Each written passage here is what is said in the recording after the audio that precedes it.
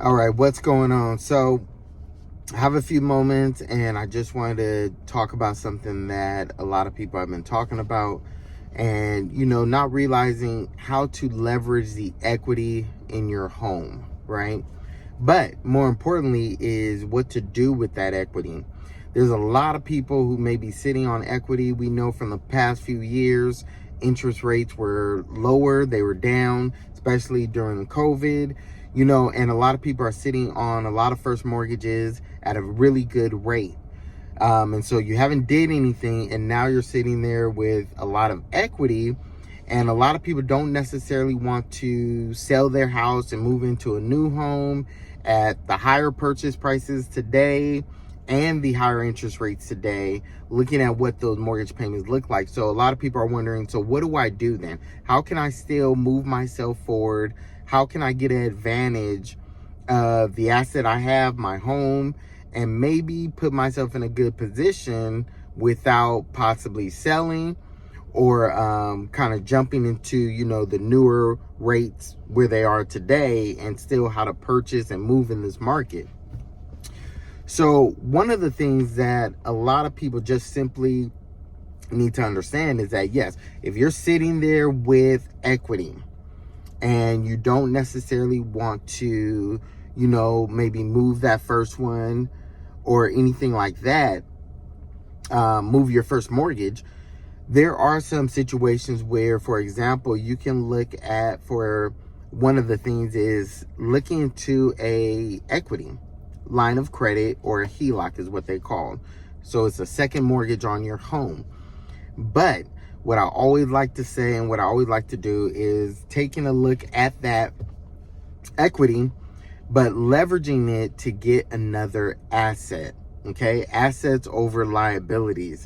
So what you do is that asset in the form of looking at either a rental property where you can leverage the equity in your current home into getting another property, another asset, and then also looking at, by getting that asset, you're gonna get into a income producing property, which is huge, right?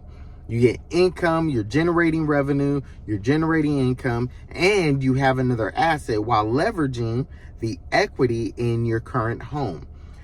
So what does that look like? How does that process begin? So for example, if you're sitting and you have, I don't know, we'll just say $100,000 of equity. Okay. So you can take a equity line of credit out of your current home. Okay.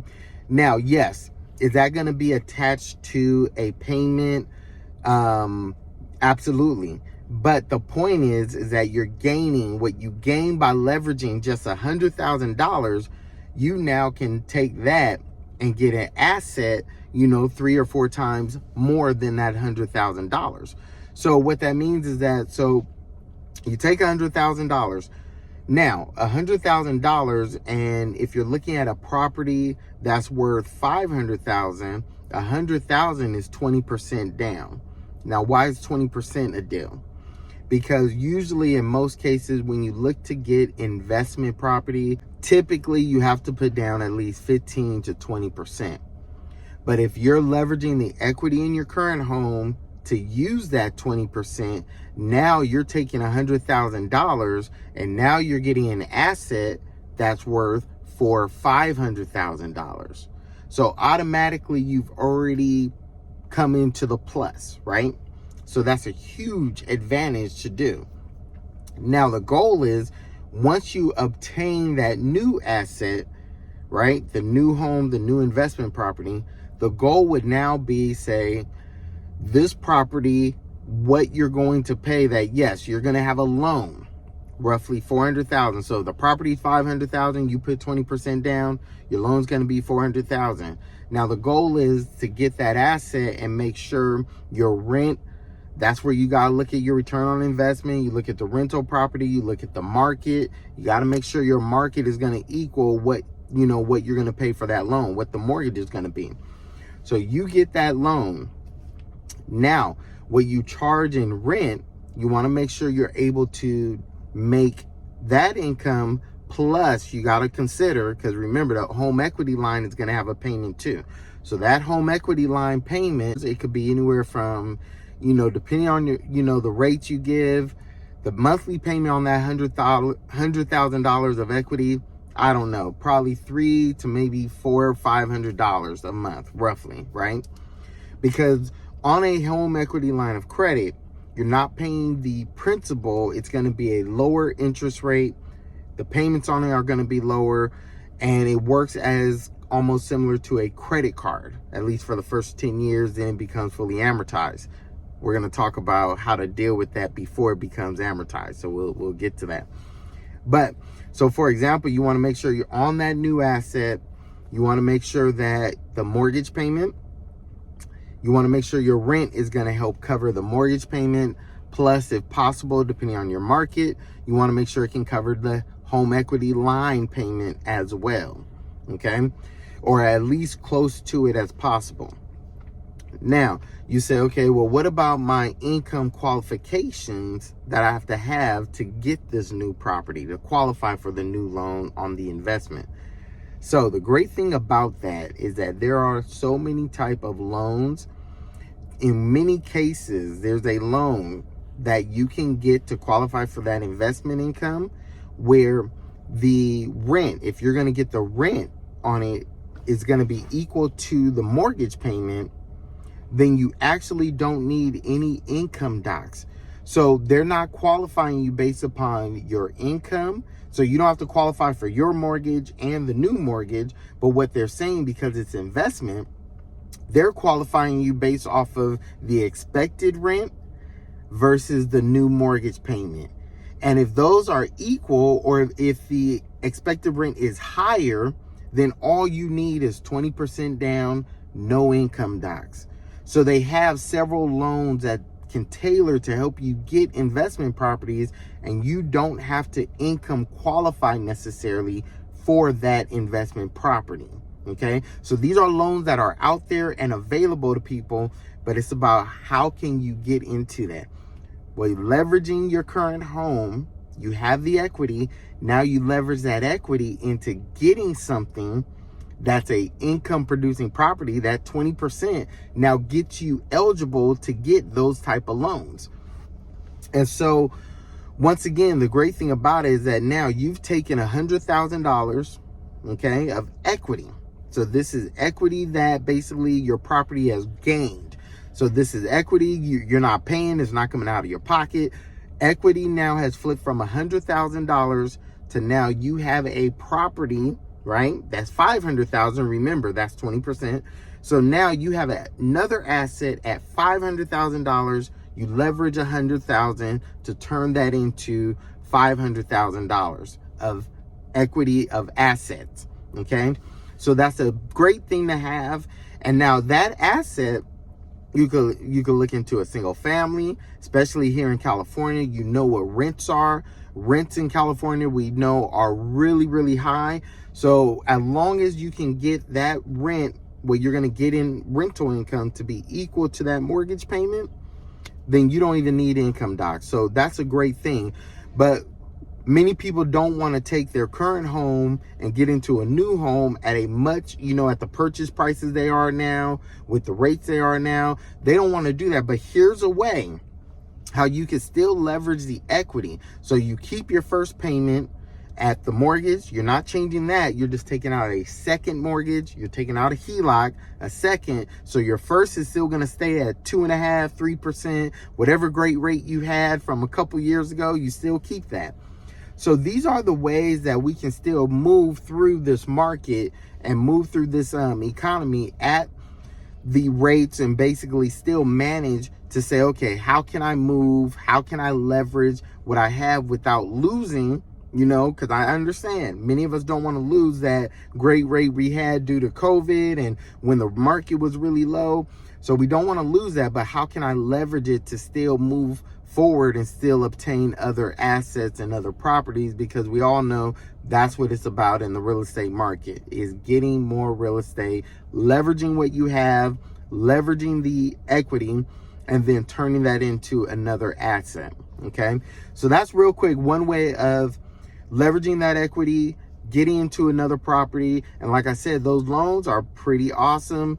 20% down gets you into a loan where you don't even need income documents. You don't have to income qualify. It's great loans out there. Now, the other thing is you say, okay, now I have this $100,000 of equity, right?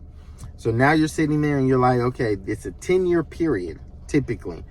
With HELOCs, home equity line of credits, they're usually a 10-year period. Some are adjustable, some are fixed. You need to look into those as far as what the payment is for that 10 years. But the point is that during that 10-year period, you're able to basically use it, pay on it, use it as much as you have available. But in this case, let's say you've used the whole 100,000. So for the next 10 years, you're going to be pretty much just paying it down. Now the goal is within that 10-year period, because once it becomes fully amortized, the payments are going to be a lot higher because now it's amortized over the next 20 years and that loan has to be paid off. So your initial payments are not going to be as high as the payments after the 10-year period. But what you want to do is you're already planning, because we make moves and we're planning ahead. So you're planning to pay that $100,000 off before the 10-year period is up. So before it fully amortizes, before it adjusts, you want to make sure you have a plan to pay that off. Now, there's several ways to do it. By simply paying more on that HELOC, you can pay it off faster by sending more payments to it because it's going straight to principal because it's a line of credit. So any extra payments, you can allocate them to pay towards principal. That'll pay it off faster.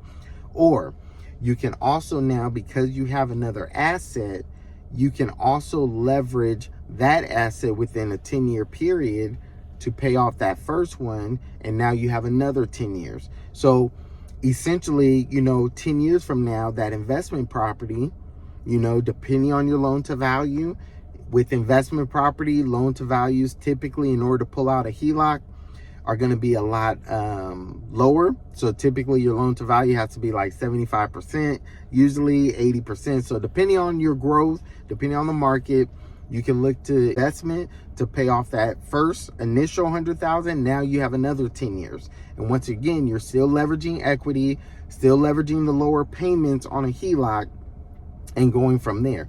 So there's several strategies that you can look to do, but I will tell you definitely you do want to try and pay off that HELOC before the 10-year period, before it becomes fully amortized, while you have the lower payments.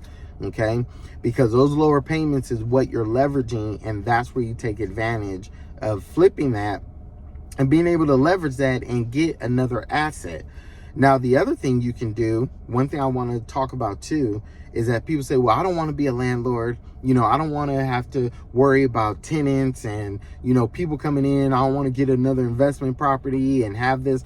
So let's talk about that for a minute. So a lot of people are worried, we get renters and maybe they don't pay rent, then it's a process to get them out, especially here in California, depending on the laws of that city, that county, the rental laws. You definitely have to look into that too when you consider investment property. Check into the county programs, the city that you're getting in as far as the landlord laws, tenant laws, all those things you want to look at before you do that. But one thing to also look at is looking at ways how you can leverage subsidies or different entities, even government programs that will pay you to house certain programs. So for example, I'm just throwing this out there.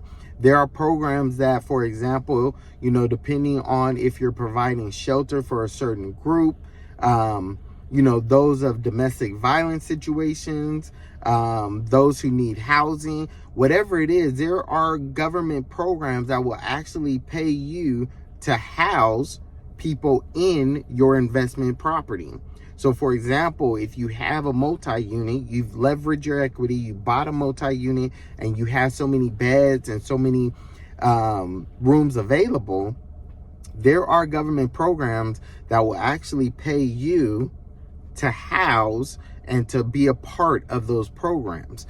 So what does that do? That means that you never really have to worry about now your mortgage or that rent getting paid, because those government programs and those entities and those county programs will actually pay for you to run or to house those programs for certain things. So that's one way we can kind of leverage.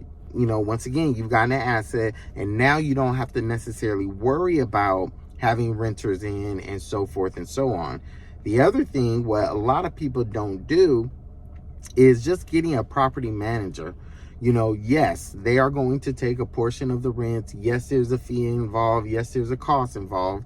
But those of you who don't want to be bothered with the rent and worried about this and that, you get you a good property management company to manage that. That takes the worry and everything you have to deal with off of that as well.